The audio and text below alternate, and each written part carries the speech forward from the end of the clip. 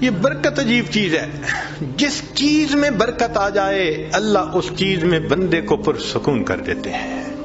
اب اگلا کوشچن ذہن میں یہ پیدا ہوتا ہے کہ یہ برکت کیسے پیدا ہو سکتی ہے؟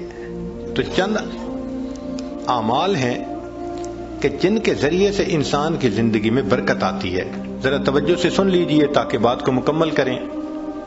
ان میں سب سے پہلے ہے تقوی بھری زندگی گزارنا، گناہوں سے بچنا، نیکوکاری کی زندگی گزارنا، معصیت سے خالی زندگی گزارنا، اس کو تقوی کہتے ہیں. احتیاط والی زندگی، ہماری زبان میں کہتے ہیں نا to be on the safe side, English میں کہتے ہیں، اور یہ to be on the safe side. تو شریعت کے دائرے میں to be on the safe side رہ کر زندگی گزارنا، اس کو تقوی کہتے ہیں.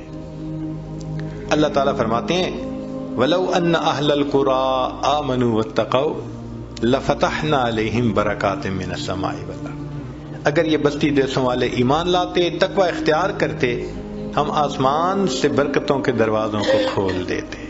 تو اس سے برکت آتی ہے. تو سب سے پہلا کام گناہوں سے بچنا، نیکی کی زندگی اختیار کرنا، اس سے انسان کی زندگی میں برکتیں آ جاتی ہیں.